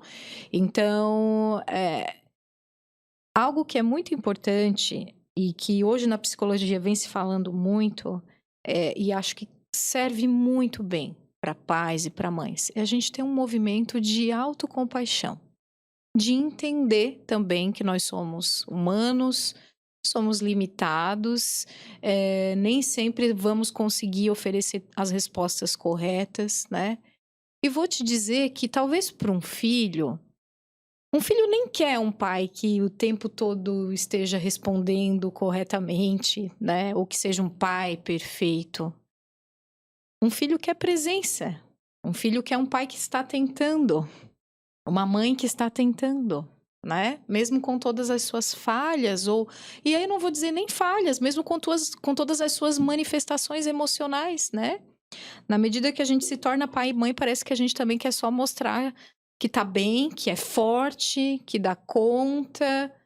Mas por que a gente também não se permite mostrar um pouco da nossa vulnerabilidade para os nossos filhos, né? A partir do momento que a gente mostra para um filho que a gente também fica frustrado, que a gente também fica triste, ele também se sente autorizado ou sente que isso é humano e que é normal a gente sentir essas coisas, né?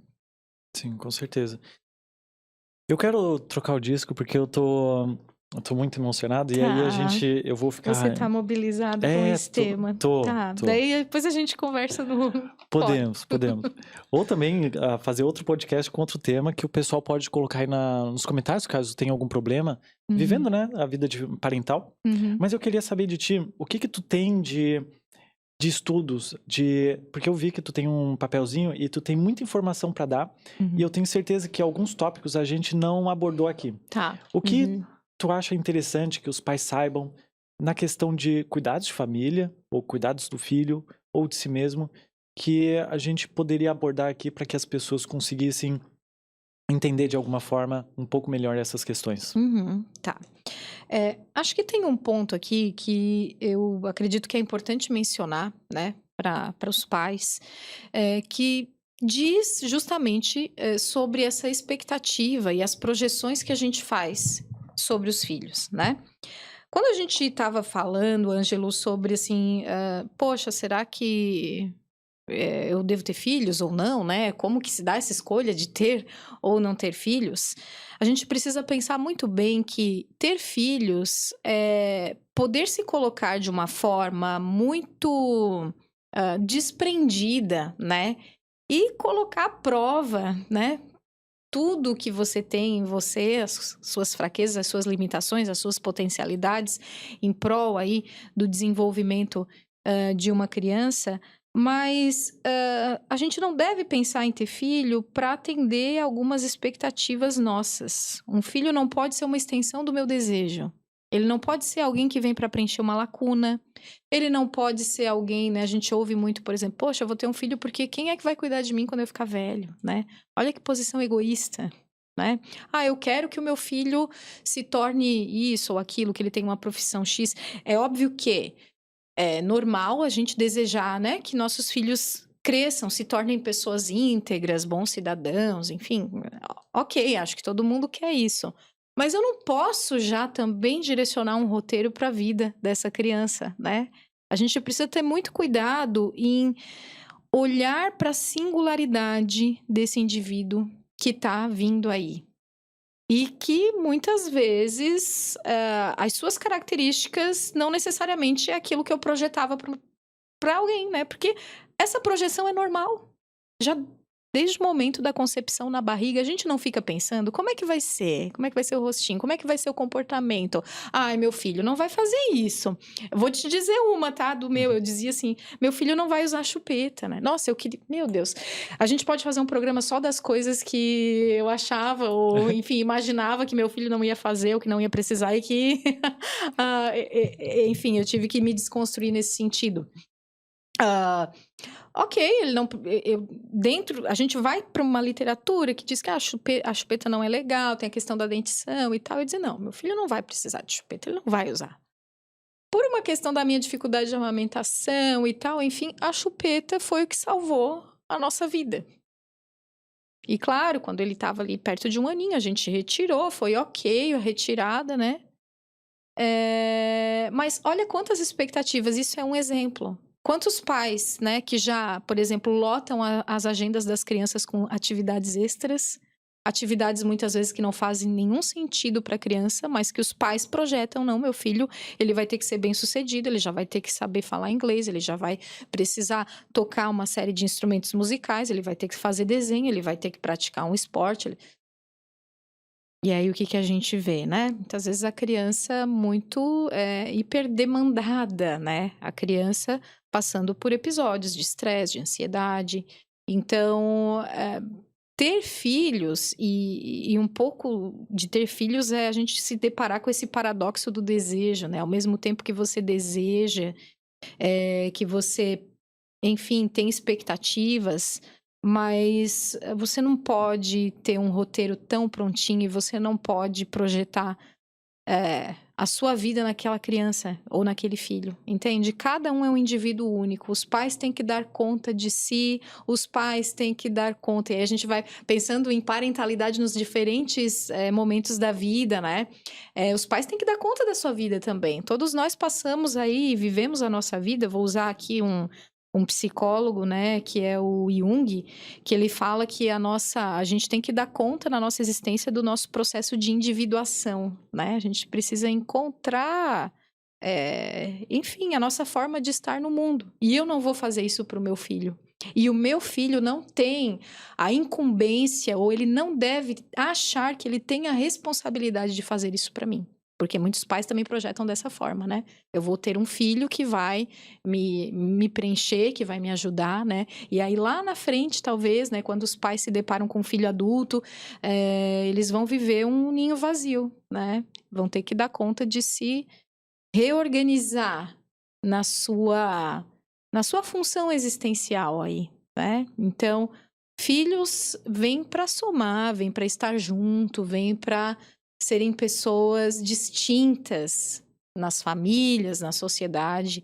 Eles não devem vir para cumprir script de ninguém e nem para ninguém. Sim, mas e quando é ao contrário? Por exemplo, a gente cria expectativa de que eles sejam bons. E quando o filho se torna uma pessoa ruim? Aí eu te digo, não ruim pra gente, mas às vezes pra sociedade. Aquele filho que é mal criado, aquele filho que tem alguma questão um pouco mais disruptiva do que a gente achava que ele seria. Como é que eu posso lidar com ele daí?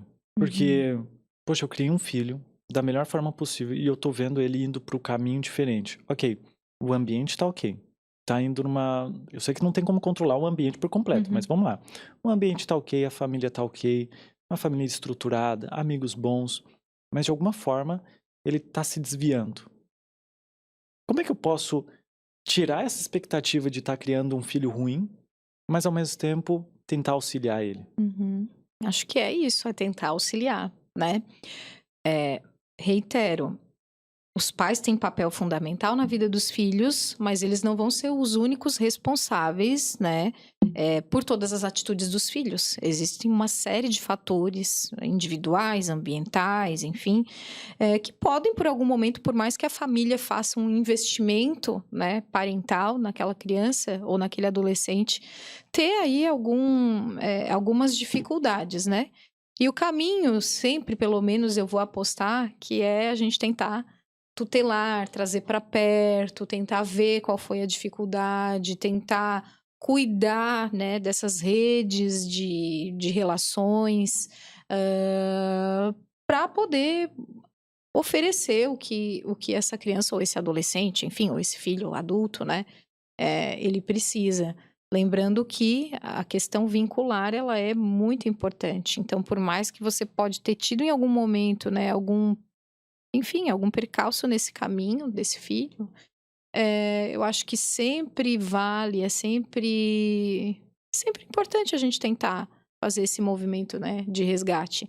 E, claro, entender também que em alguns momentos a gente não vai conseguir fazer isso sozinho. Muitas vezes a gente vai precisar de ajuda, vai precisar de profissionais que ajudem, né, a gente, né? Como eu te falo, o psicólogo da infância e adolescência, não necessariamente ele vai trabalhar só com a criança e o adolescente, vai trabalhar muito com famílias também, né? Sim, perfeito. Tu tocou num assunto que eu queria saber.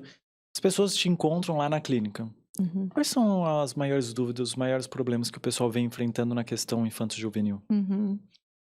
Olha, talvez o top 10, né, das queixas está relacionado com ansiedade. Então, a gente tem alguns quadros que são muito comuns na clínica infantil, né? A ansiedade infantil, ansiedade de separação, a busca da família por acompanhamento em momentos peculiares do desenvolvimento da criança que a família não consegue manejar sozinho. Então, por exemplo, desmame, desfraude, enfim, a adaptação escolar.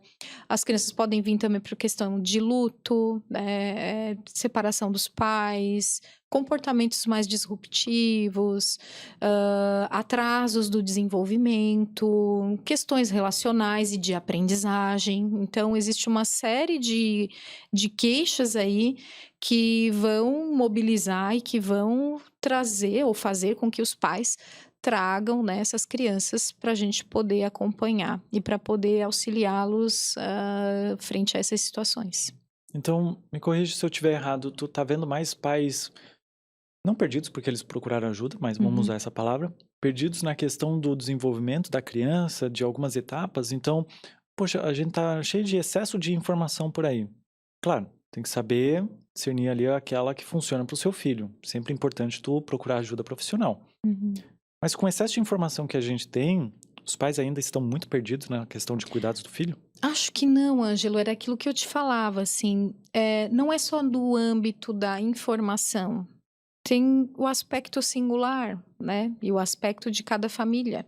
Então, por mais, por exemplo, que eu leia na internet ou saiba, vou pegar um exemplo, que aparece bastante no consultório, que é a adaptação escolar, né? Então, por mais que você vá lá, veja materiais, veja vídeos, leia livros e entenda as coisas que precisam ser feitas para que a criança consiga ter uma adaptação escolar relativamente tranquila, você tem a informação, né?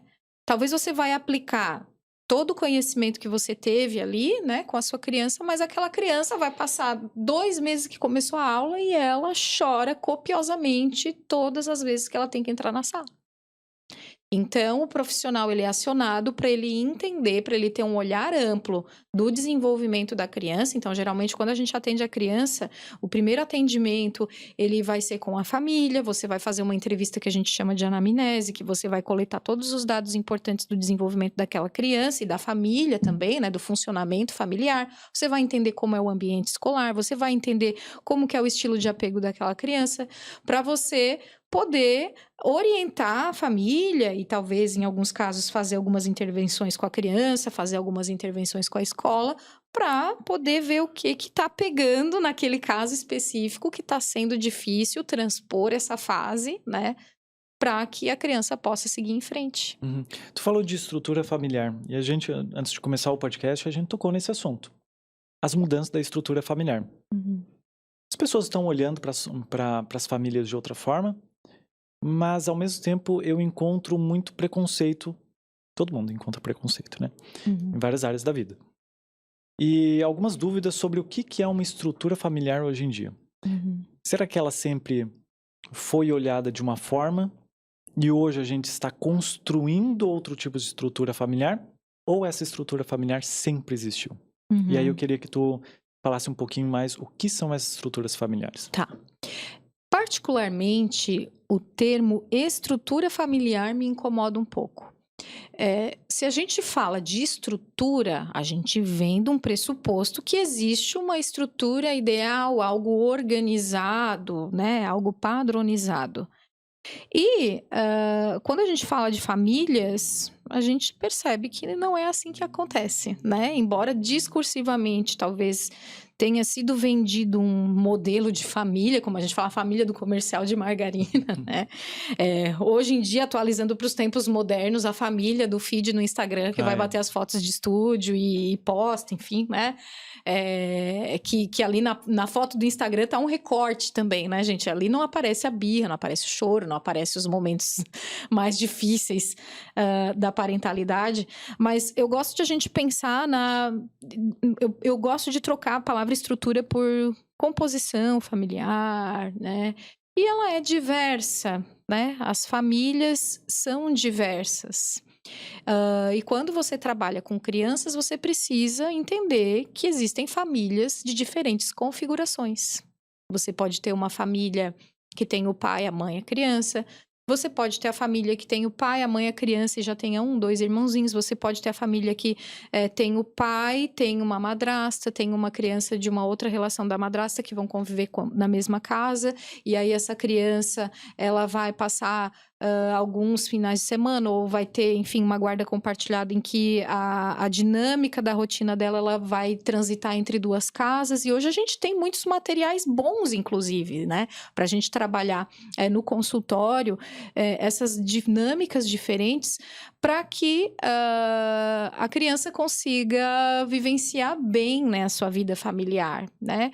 E a questão, eu acho, Ângelo, ela é muito também no âmbito do discurso. Então, para a gente poder, de alguma maneira, eu não digo propagar, mas normalizar, talvez, né? Que as famílias podem ser diferentes. Essas diferenças familiares precisam aparecer no discurso. E o que é o discurso? Precisa aparecer num livrinho infantil, e eu tenha lá, talvez, o personagem que mora com uma mãe solo, por exemplo, ou que mora com uma avó, com uma tia. Hoje a gente tem uma literatura muito mais vasta também, inclusive, né? Que aborda essas diferentes configurações. Eu preciso que esse discurso seja normalizado entre os adultos também, porque se eu vou crescendo e vou ouvindo das pessoas que, mas de uma forma sutil na linguagem se deixa entender que o ideal familiar é aquele modelo pai, mãe, filhos, se a criança se vê numa configuração familiar diferente, ela vai se achar diferente. Né? Então, a gente precisa cada vez mais, eu acho que é aquele olhar que eu falava antes também, né? A gente tem um olhar que inclua as diversidades nas suas diferentes manifestações individuais ou as diversidades também de configurações familiares, né? Porque é isso, né? As famílias são diversas, as pessoas são diversas. O problema não deveria ser olhar para essa organização familiar de um jeito, poxa, o que eles estão fazendo da vida? Eles deveriam estar olhando para o filho. Uhum. E para o vínculo que se constitui, né? Lembra que eu falava aqui, né? A consanguinidade, ela não é um preditor de vínculo. Você pode ter pessoas, né? Você pode morar, por exemplo, com o seu pai na mesma casa e você não ter uma relação de vínculo com ele. Sim. Que é uma parte bem complexa e que vai acarretar lá no futuro da criança também, né? Sim. Acho que o pessoal está muito mais preocupado com essa questão familiar, que é importante, claro, mas deixando de olhar para a criança. Uhum. O que dali vai sair dessa criança, Sim. olhando para a própria família e o que as outras pessoas vão olhar. Sim. Ah, mas não se deve ficar pensando que os outros vão falar. Sim e não, né? Mas aqui no meu podcast, a minha questão aqui é sempre auxiliar as pessoas, ajudar as outras pessoas. E eu tenho certeza, Fernanda, que tu ajudou demais em várias questões familiares e principalmente a mim, tá? Porque aqui eu tive uma consulta de graça. E o pessoal também. Mas é justamente isso. Meu podcast é para estudo, para ajudar as pessoas. Então eu queria que tu tirasse um tempinho para me dizer, porque a gente já tirou um tempão já aqui, para me dizer o que tu falaria para todos esses pais ou configurações familiares. Se tu tivesse um megafone gigante para falar para todas as famílias ou para as crianças também, pode ser os dois.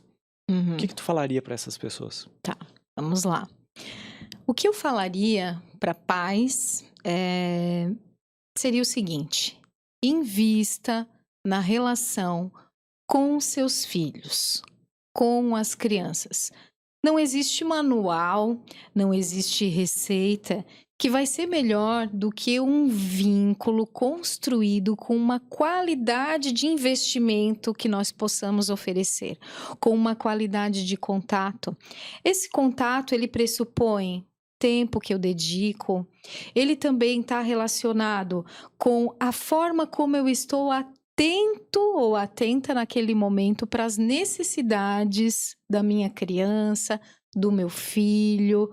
Para isso, eu também preciso estar minimamente bem. Eu preciso estar sintonizado com as coisas que estão acontecendo naquele ambiente, naquele momento. Preciso estar com um olhar muito sensível para aquela criança que vai demandar de mim, né? Que vai precisar de mim para alguma coisa. Então, o que eu posso te dizer, e digo para ti também, né, Ângelo? Embora a gente viva numa loucura social, né? Numa sociedade cada vez mais individualista, consumista, muito orientada para performance. Existe uma coisa que lá no final da nossa vida, a gente vai talvez, se a gente puder ou se isso existir, né, de a gente fazer um balanço, talvez o que fica são as nossas experiências. E são as nossas experiências genuínas. Para a gente ter experiências genuínas, a gente precisa estar presente. E essa presença, ela é uma presença não só de corpo, ela é uma presença de corpo, alma, coração, sensorialidade, tudo, né? A gente precisa estar muito atento. Hoje na psicologia vem se falando muito de mindfulness. Você já ouviu falar disso? Sim, sim.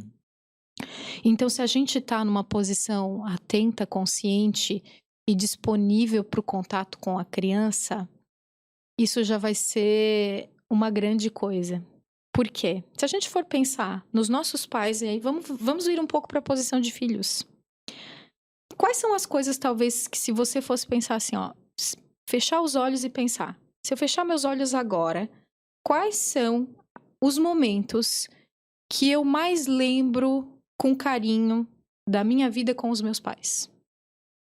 Talvez esses momentos não tão recheados de mega eventos, dinheiros ou brinquedos caros, ou tem a ver com a presença e com a qualidade da experiência que vocês estavam vivendo e dispostos à conexão naquele momento. A palavra é conexão. Verdade, porque tu foi fazendo essa pergunta e eu fui pensando quais eram os momentos mais felizes que eu tive com meus pais. E vem sempre a questão de ali numa sexta-feira ou num sábado, fazendo um cachorro-quente, juntos, montando um hambúrguer, Sempre com comida, né? Que meus pais sempre gostaram muito de fazer comida. E é isso, é aqueles momentos genuínos de presença onde que eu estou com a minha família e é isso que eu quero trazer com meu filho. E é isso que as pessoas deveriam buscar. E falo deveriam de verdade, deveriam mesmo, né? Eu sei que todo mundo tem a liberdade que for, né? Que queira ter, mas depois lá na frente vai pagar a conta, talvez, se não queira ter esse tempo, né? Com o filho, ou com a filha, ou com quem quer que seja, né? É um tempo de qualidade com a pessoa. E é verdade, eu quero buscar isso. Obrigado por lembrar disso pra mim, porque na maioria das vezes a gente pode olhar pra isso e pensar, claro, é óbvio, mas o óbvio precisa ser dito. Eu falo isso todas as vezes. Todas as vezes que eu esqueço alguma coisa e alguém me fala, eu falo assim, nossa, que óbvio. Mas eu precisava ouvir, porque é isso, a gente precisa ser lembrado de que a gente precisa estar presente. Precisa. Presente com o meu filho, presente com as pessoas. Precisa, porque se a gente vai para o automático, o nosso ambiente, o nosso contexto, ele nos orienta a velocidade, a pressa, a urgência, né? Como eu falava, a performance em consumo. Então, a gente acaba deixando de lado esse estado de presença e de conexão, que parece ser óbvio, mas não é. É aquele tipo de coisa que a gente precisa ser lembrado. Quando eu atendo os pais lá no consultório, muitas das coisas que eu falo para eles, eu às vezes falo assim, eu vou trazer alguns pontos aqui com vocês, né? Quando vem o casal, por exemplo, né? Mas eu não vou ter a pretensão de estar falando uma grande novidade. E na maioria das vezes eu não estou falando grandes novidades.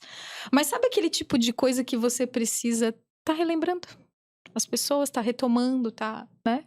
Puxando. Porque se a gente vai pro automático, o nosso modelo social hoje, vê se você concorda comigo, ele não nos predispõe a estar conectados, tranquilos, né? Aproveitando essa experiência sensível. Com certeza, a tecnologia tá aí para nos sugar, né? E o ambiente, ele suga a gente. Então, se a gente tá trabalhando muito, o trabalho vai sugar a gente. E se a gente levar trabalho para casa, que é uma das coisas que eu estou fazendo, mas aí eu levo o trabalho de casa só depois da meia-noite, né? Aí eu fico até às 3, 4 horas da manhã trabalhando em algumas questões, né? Quando é muito preciso. E mesmo assim, mesmo estando trabalhando muito, a gente tem uma câmera lá que o Michael nos presenteou, que serviu muito. Quando eu vejo minha esposa levantando lá, eu estou trabalhando, que é 2 vezes na semana que eu fico de madrugada assim, porque ela também não gosta. Não é que eu não gosto, é que ela não gosta que eu fique muito cansado, né? De questão de, poxa, vamos dormir, né? Mais cuidado do que não querer algo. E quando eu vejo ela lá, eu vou lá pra estar junto com ela. E é aquela questão de estar junto com a pessoa, estar junto com a criança. E é isso que eu vou levar desse podcast. Estar junto com a criança, estar junto com a minha esposa, estar junto com as outras pessoas. Claro, é muito difícil tu desgrudar disso aqui, né? A gente já tá condicionado a ver isso daqui brilhando em algum momento e a gente ir ali dar uma olhadinha, visualizar o que é, mas sempre se colocar no presente. E é um exercício todos os dias. Se exercitar, é que nem um músculo. Exercitar esse músculo da presença. E vai demandar muito tempo. E as pessoas que podem estar olhando o podcast até agora, podem estar pensando, poxa, mas é muito difícil. Ok, pode ser muito difícil no começo, mas tenta. Vai tentando. Não se prenda a essa questão de 880. Tá, agora eu vou largar tudo e vou cuidar só da minha família. Não, senão tu também vai ficar louco nessa questão. Tu tem que... Não, eu não vou colocar equilíbrio, porque equilíbrio é muito difícil ter na vida, né? Mas em algum momento, sim, ficar ali com a família. Outros momentos, ficar ali sozinho. Outros momentos, ver o celular. Mas sempre ter a capacidade mental de entender que, ok, aonde que eu estou e o que eu preciso fazer. Justo. Que é uma coisa que eu tô treinando também. E é muito difícil. A gente veio sendo condicionado a isso. A estar só em um local, fazendo aquilo que é para ser feito. E as outras coisas que aparecem na nossa frente, a gente vai captando. E vai vendo, ao invés de focar naquilo. Obrigado, Fernando. De verdade, foi um podcast incrível. Tu me ajudou demais, abriu meus olhos para várias questões. Vou enviar esse podcast para minha esposa. Eu moro com ela. Vou assistir com ela esse podcast, porque eu tenho certeza que ela vai adorar. que tu trouxe muito conhecimento pra mim. De verdade, muito obrigado. Eu que agradeço você. Foi muito bom estar aqui contigo. Tava vendo agora que você mexeu no celular, que a gente já tá aqui faz umas 2 horas, eu acho. Faz quase 2 horas. Foi perfeito. Né? Enfim, é um tema que eu gosto muito de falar, né? Obrigada por me convidar. Obrigada também por expor o teu momento, assim, né? De um jeito tão sensível. E acredito que isso também vai gerar conexão com as pessoas que vão assistir a esse podcast, né? Um grande abraço, um grande beijo para tua esposa, para o teu filho, né? Enfim, que vocês tenham aí uma trajetória linda de descobertas juntos, né? E um abraço para todos também que estiveram aqui com a gente ou que, enfim, acessaram esse conteúdo, né? Muito bem. Vai ser. E pro pessoal que quer te conhecer melhor, onde que eles podem te procurar? Por exemplo, no teu Instagram ou algum site que tu tenha? Bom, eu vou deixar o meu arroba, né? Tá. O meu arroba, ele é o Fernanda Zanetti, com 2 T's e E no final. Fernanda Zanetti Psi. E enfim, tô também lá à frente do curso de psicologia da Unisatic, né? Aqui em Criciúma, então @Unisatic. Para quem gosta já da psicologia e que talvez queira, enfim, entrar nessa carreira profissional, né? A gente tem um curso muito bem cuidado, assim, muito bem pensado, com muito carinho para a gente poder aí ajudar na formação de bons profissionais, que a gente precisa de bons profissionais da psicologia nesse nosso mundão de hoje, né? Com certeza, verdade. Fernanda, muito obrigado, de verdade. E talvez em algum momento a gente chame novamente para que a gente tire as dúvidas das pessoas que tiverem aqui nos comentários, pode ser? Pode ser. Perfeito, então. Pro pessoal que assistiu até agora, muito obrigado. Não se esqueça, se tu tem alguma dúvida, algum problema relacionado a parental ou alguma coisa que não precisa ser parental, pode ser algumas outras questões da sua vida, comenta aqui nos comentários, que eu vou tentar trazer algum profissional da área que possa te ajudar. Se inscreva aqui no canal, deixa um gostei, também vai estar aqui na descrição do vídeo o Instagram da Fernanda, vai estar o meu Instagram, o Instagram do Senso Comum, o canal de cortes do Senso Comum também. E é isso, muito obrigado a todo mundo que assistiu até agora e tchau, valeu.